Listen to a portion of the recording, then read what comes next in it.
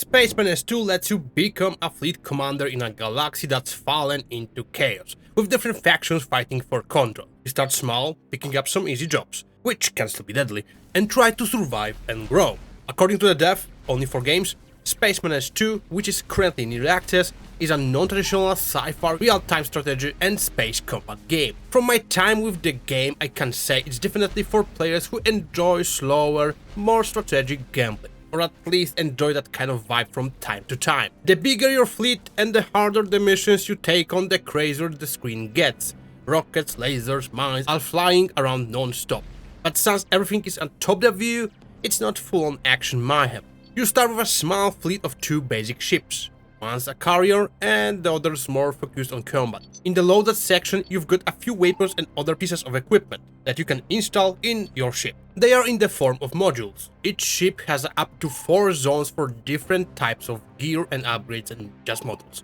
Red zones usually means weapons, blue ones are for defense systems, yellow ones are mostly like for engines, speed and maneuverability, and green ones are for utility or support, like extra slots. Not every ship has green zones. In those slots, you can install stuff like small jet fighters to help in battles, or healing bots to repair your ships when enemy laser starts messing you up.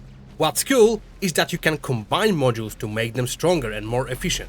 Combined modules can hit level 2 or 3, giving you big bonuses. Placing 4 separate rockets modules takes up more energy and does less damage than combining them into one high-level module. If you want your ships to run smoothly and be battle ready, you will need to manage energy levels, install the right mix of offense, defense and support modules. You can get new modules in 2 ways. 1.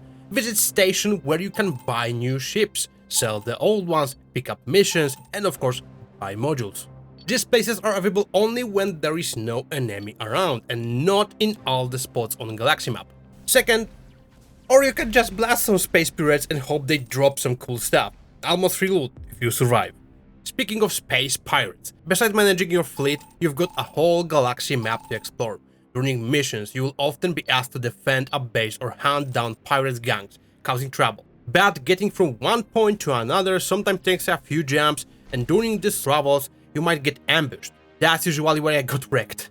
2 weak ships versus a whole pirate squad doesn't end well. Luckily, the game autosaves every time you visit a new system. One fun thing, if you lose a ship in a battle, it's not gone for good right away.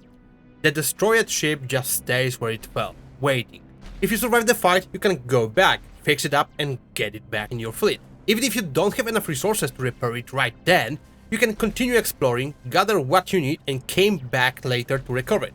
On the Galaxy map, there's also some random hazards too, things like weird fog or MP strikes popping up in random places.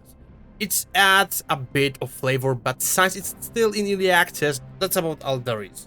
I'd personally love to see more random events, like people in distress, abandoned ships or stations with cool loots, or maybe NPCs asking for resources to fix their own ships. The potential for side quests is huge here. Imagine deeper stories, moral choices or problems with your fleet you have to solve.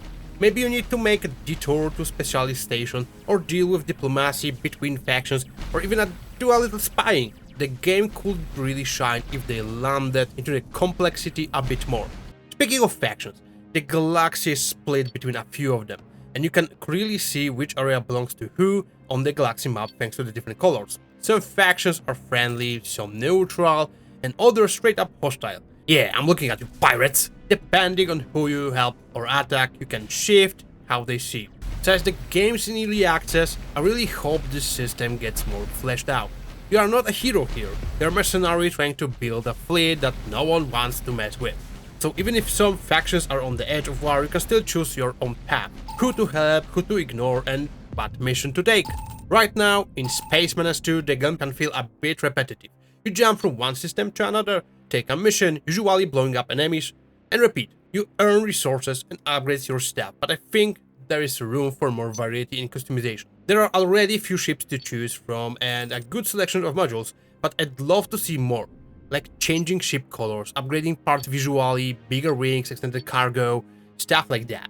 There's a ton of potential for cool upgrades and I hope the devs tap into it. Let me know in the comments what do you think about this project. I will see you in the next video. Thanks for watching and see ya. Bye.